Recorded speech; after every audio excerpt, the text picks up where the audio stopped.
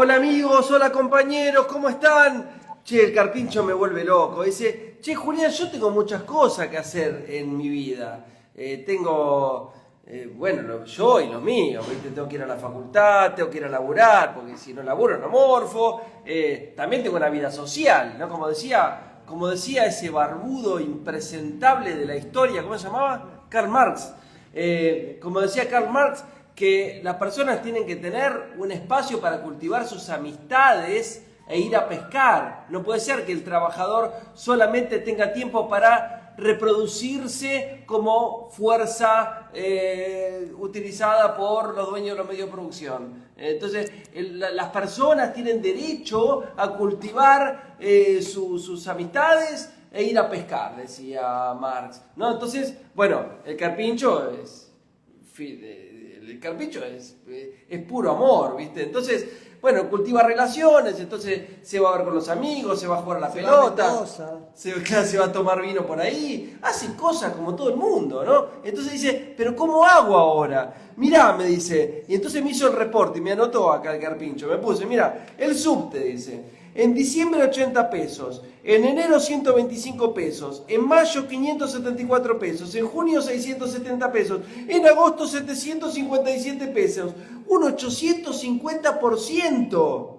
Y el bondi, y también me anotó acá, ¿cómo era acá? Dice, en agosto del 2023 estaba 53 pesos, en enero del 2024 77 pesos, y ahora dicen que va a costar 1.300 pesos, un 1.600%. Es increíble.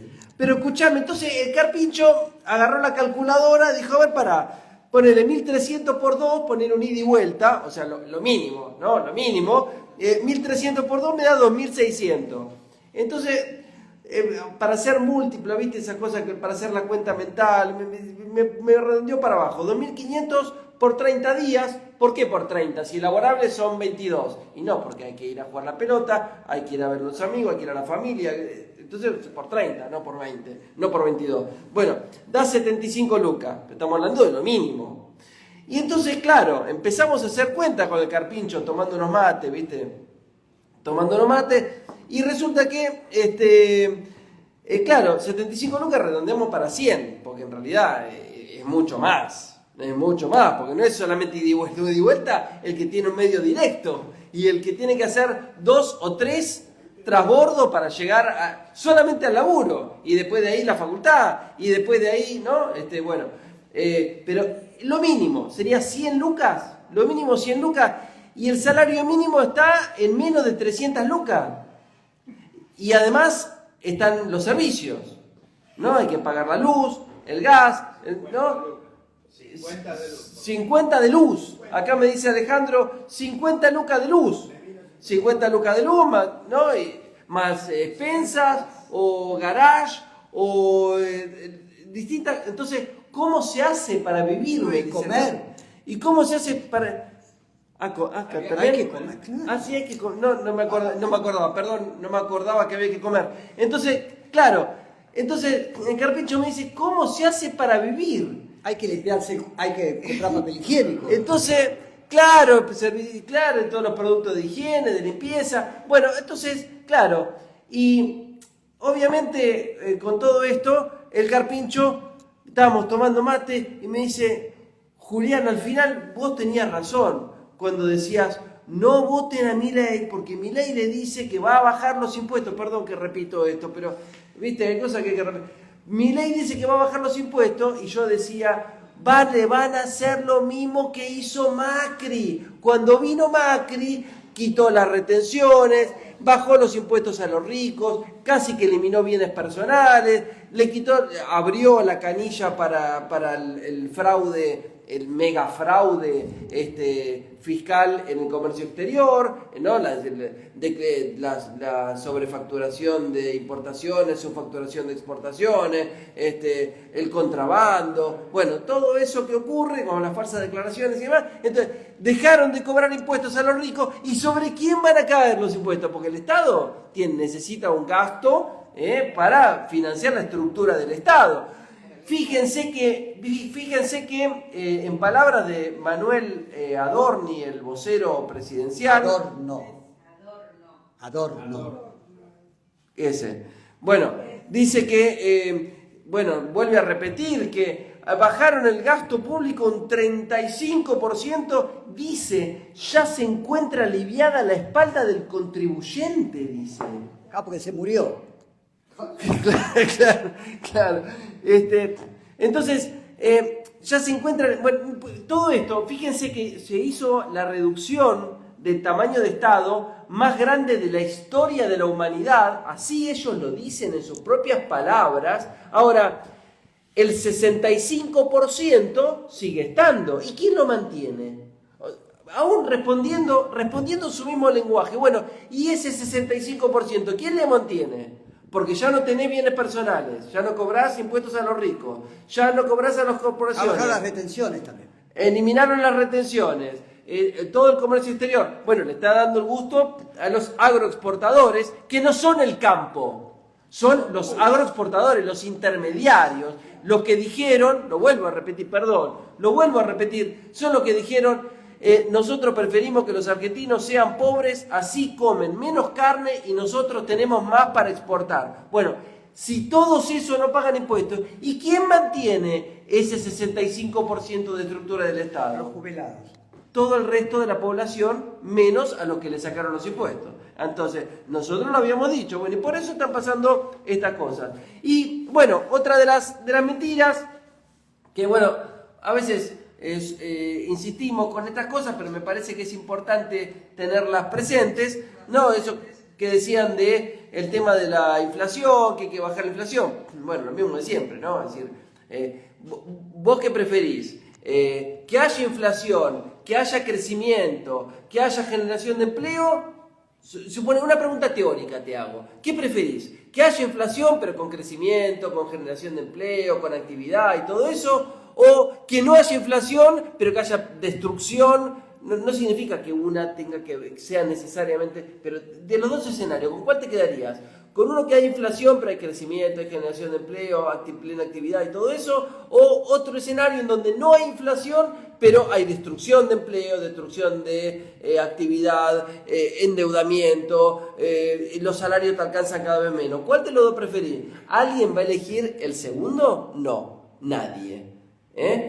Como dijimos el viernes pasado, perdón que repita, si tenemos una situación, otra pregunta teórica, ¿no? Para yo entender, y ahora vamos al tema de la inflación. Si en este momento, en donde los salarios no alcanzan para nada, nos dicen, che, ¿sabes qué? El mes que viene no hay más inflación, nunca más. O sea, no hay más aumento de precios ni de salarios. ¿Te quedás con esa? No. ¿Qué se necesita? Una dinámica inflacionaria en la cual aumenten los precios y los salarios suban más. Entonces, se requiere de una dinámica inflacionaria que vaya mejorando mes tras mes el poder adquisitivo de los ingresos. Y de hecho, la tengo que nombrar. No. Perdón, pero la tengo que nombrar. Bueno, dale. A la yegua. Bueno, no, Porque al final del gobierno de Cristina Fernández de Kirchner, que tenía inflación del 25% en ese momento, más o menos, no fue todos los años igual, pero terminamos con los salarios y las jubilaciones más altas de Latinoamérica, tanto medidas en dólares como en términos de poder adquisitivo, y volvemos a decir lo mismo, que no nos venga con el cuento ni de 100 años, de 80 años de destrucción de la Argentina, de decadencia, o 20 años de decadencia. Hace tan solo 9 años teníamos los salarios y las jubilaciones más altas de Latinoamérica, tanto medidos en términos de poder adquisitivo como medidas en dólares. Entonces, que no nos vengan con querer decir, no, porque 80 años, ¿qué 80 años? Hasta la situación de hace 9 años queremos volver, donde teníamos los sueldos que nos alcanzaban para todo lo que queríamos. Y obviamente hay mucho para enganchar, ¿no? Pero fíjense lo de la inflación, que ellos dicen que están desacelerando y todo eso. Que vuelva la yegua, por favor. Que vuelva la yegua. La inflación, ¿no? Que venía con esta desaceleración. A ver, diciembre 25,5%, que generada por ello con una devaluación en un día del 118%, ¿no? Enero 21%, febrero 14%, marzo 12%, abril 9%, mayo 4,3% y paró la caída. Junio 4,7% y se prevé que en julio sea 5,1%. Además, obviamente, la inflación tiene que ver con un índice de precios en el cual que se establece con una ponderación de una canasta de bienes y servicios que está seleccionada y que además tiene una ponderación específica de cuáles bienes ponderan un poco más y cuáles bienes ponderan un poco menos. Pero obviamente, si tenemos un alza gigantesca de las tarifas, de los servicios, del transporte y de todas las demás cosas como el garage, las expensas, el alquiler y todo lo que está desregulado, entonces nos alcanza cada vez menos para vivir. Por eso tenemos, además de otras cuestiones que tienen que ver con el modelo económico, como la apertura del comercio exterior, la libre importación de todo y todas esas cosas que ya dijimos que destruyen nuestra industria generadora de empleo. Además de todo eso, lo que genera es una contracción de la actividad interna, y la contracción de la actividad interna, además, ¿en qué se traduce? Contracción de actividad interna es reducción de empleo. ¿Y en qué se traduce todo eso? En menos recaudación del Estado. Y entonces, ¿con qué problema están ahora? ¿Con qué problema están ahora? Con el déficit fiscal. ¿No era que habían logrado el déficit fiscal? No. Y ahí es donde el Carpincho me dice, che, Julián, vos tenías razón cuando decías, es mentira lo del equilibrio fiscal que lograron. Claro, ¿por qué? Porque cuando bajaron el gasto público de un saque, todavía la recaudación venía del nivel de actividad anterior. Pero el menor gasto público, la menor inversión social, se va a traducir en un menor nivel de actividad. Menor nivel de actividad, ¿qué significa? Menor recaudación. Entonces es mentira esa foto que sacaron de equilibrio. Porque después, cuando baje la recaudación, van a volver a tener el déficit fiscal, pero mucho peor que antes. Es un círculo vicioso. Mucho peor que antes. Entonces, todo es, además lo que decimos siempre, si fuese verdad de que el déficit fiscal es la causa inflacionaria, ¿cuál sería el país con mayor inflación del mundo? Estados Unidos de Norteamérica. O sea que también están mintiendo por ese lado. Bueno, y en este momento, claro, la inflación, miren la acumulada. Yo que hablaba mal del gobierno de Alberto Fernández y Sergio Massa, que es cierto que el último año tuvo una inflación del 150%, no, Julián, 211, no, 211 si tomamos diciembre del 25,5% de diciembre. O sea, sin eso, haciéndola, da 150%. 150% y además aceptando como generada por el gobierno, porque la imposición del 22%, de la devaluación del 22% que hizo el Fondo Monetario Internacional, al Fondo Monetario Internacional no lo trajo Alberto Fernández ni Massa, no. Al Fondo Monetario Internacional lo trajo el gobierno de Milei, ¿no? Caputo, Sturzenegger, Bullrich, con Macri. Y lo que yo te digo siempre, que una semana antes, él, sabiendo que la economía se maneja por expectativas y confianza, dijo que iba a haber una estagflación, que él la iba a provocar, bajando la palanca de la economía. Y Marra dijo que saquen toda la guita, entonces también eso fue generando devaluación, la devaluación lleva, que es la inflación cambiaria, la más potente, ¿no? Bueno, todo eso. Pero aún suponiendo eso, la inflación fue de 150%. Y fíjense, la inflación de enero hasta julio de este año da 93%, que anualizada da 250%.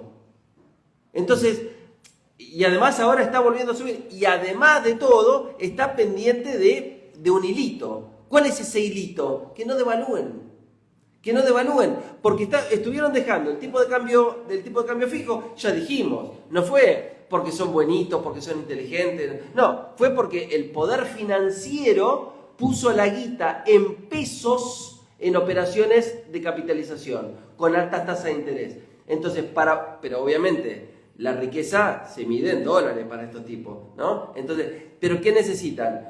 Pusieron los dólares, los cambiaron por pesos. Esos pesos los pusieron en operaciones de capitalización con alta tasa de interés, y después, ¿qué tienen que hacer de vuelta? Comprar los dólares y llevárselos. Sí. ¿no? Esa es la bicicleta y la fuga, ¿no? Ese es el modelo de la bicicleta financiera. Bueno, pero si vuelven a comprar los dólares y el precio del dólar subió, perdieron. ¿Se dan cuenta? O sea que le dejaron el dólar quietito para ellos. ¿Se dan cuenta? Bueno, entonces, pero hay distintos sectores que sin embargo le están pidiendo al gobierno una devaluación. Los agroexportadores, el Fondo Monetario Internacional, las corporaciones que nos quieren venir a robar absolutamente todo, ¿no? ¿Qué quieren las corporaciones extranjeras? Venir a comprarnos con $2 todas nuestras riquezas. Cuanto más alto esté el precio del dólar para nosotros, más pueden comprar con cada billete de dólar ellos. Entonces, ellos también quieren una devaluación. Entonces, fíjense todos los distintos sectores de poder que están presionando al gobierno para una devaluación. Pero el gobierno sabe que si devalúa, ¿a dónde va a parar? A precios. Es decir, una espiral inflacionaria que no van a poder dominar y que además les va a hacer perder parte de la credibilidad que todavía siguen teniendo. Y entonces, en este momento, dicho esto, y termino con una frase que incluí en un artículo que me dijeron que está bueno, así que lo recomiendo. Está en el portal nacionalipopular.com. El artículo se llama "Los salarios son el 20% de lo que eran hace 9 años", y termina con esto que les voy a contar, que tiene que ver con nuestro oro. Vieron que Caputo fue a regalar, regalar nuestro oro, lo mandó para el Banco de Basilea. El Banco de Basilea sería como el banco central de los bancos centrales, manejado por las 330 familias más ricas del mundo. O sea que, imagínense, si nos dan el préstamo que Caputo quiere, es porque les dimos algo muy valioso para ellos. O sea que hay que tener mucho cuidado ahí, Pero es el mismo Caputo el que con el gobierno de Macri también fue a regalarles el oro al Banco de Inglaterra. Y algunos se preguntan, che, ¿y el oro? Entonces, en ese artículo que les recomendé, "Los salarios son el 20% de lo que eran hace 9 años", que está en el portal nacionalipopular.com, fíjense el tema de las reservas de oro. En el 2004 eran 0,3 toneladas. En el 2011, durante los gobiernos de Néstor Kirchner y Cristina Fernández, perdón que lo nombré, llegamos a 61,74 toneladas, alcanzando en términos de reservas de oro el puesto 48 del mundo. Los que tienen récord de oro son Estados Unidos de Norteamérica, Alemania, Italia, Francia, Rusia, China. Bueno, Argentina está en el puesto 48 del mundo. Bueno, Macri, el gobierno de Macri, regaló 5 toneladas. ¿Quién era? Caputo. Caputo, el mismo que está ahora, Bueno, el gobierno de Alberto Fernández las recuperó, las volvió a comprar. Y ahora Milei las vuelve a ofrecer. ¿Quién? Caputo de nuevo, el mejor ministro, el que dijo, el que en un programa de televisión había dicho sí porque se dilapidó no sé cuántos miles de millones de dólares. Bueno, después ahora dice que es el mejor ministro de Economía de la historia. Bueno, y mientras tanto... Perdón, él es el mejor, pero para los grandes capitales. Claro. Mientras tanto, para los negocios. Claro. Para los negocios. Para los negocios, pero no del pueblo. Para los negocios contra el pueblo. Contra los intereses del pueblo. Las reservas internacionales durante julio bajaron 2.600 millones de dólares. Y esto creo que lo dijimos el viernes pasado. O sea, estamos hablando de más de 80 millones de dólares por día. Para tener una idea, un hospital de alta tecnología cuesta producirlo cerca de 100 millones de dólares. Vale decir que para evitar la devaluación, el Banco Central de la República Argentina le regala al mercado financiero casi el valor de un hospital de alta tecnología por día, solo para evitar una devaluación. Para mantener su relato. Aparte. Por eso ese artículo termina con una frase que es: "Los lingotes de Caputo nos recuerdan las buenas noticias de De la Rúa". ¿Se acuerdan cuando De la Rúa a principios del 2001 dijo: "Les tengo buenas noticias, nos prestaron, confían en nosotros"? Bueno, lo que hizo fue postergar la explosión menos de un año, porque a fin de ese año, a fin del 2001, el país voló por el aire y ellos se tuvieron que ir en helicóptero. Bueno, físicamente en helicóptero se fue solamente De la Rúa, pero se fueron todos en helicóptero, ¿no? Se fue De la Rúa, Cavallo, Sturzenegger y Bullrich, los que están ahora con el gobierno de Milei, ¿no es cierto? Que son lo que Milei dijo que fue el mejor gobierno de la historia, ¿no? El gobierno de Menem, Cavallo y la convertibilidad. Bueno, entonces, por un lado, prestemos atención de que si nos dan el préstamo o hay una amague de que nos van a dar el préstamo, es porque les estamos dando algo muy valioso. Así que tengamos el ojo bien abierto ahí, porque hay que defender a la patria. Y por otro lado, bueno, también sepamos para discutir, para charlar, para todo eso, que es importante hablar con todo el mundo. Siempre hay que hablar de política. Dicen, no hay que hablar de política, sí hay que hablar de política. Bueno, tengamos presente todo esto y también sepamos esto, de que este equilibrio aparente, este pseudo equilibrio, este equilibrio aparente, está agarrado a penita con un hilito muy finito, que es que no se devalúe, ¿no?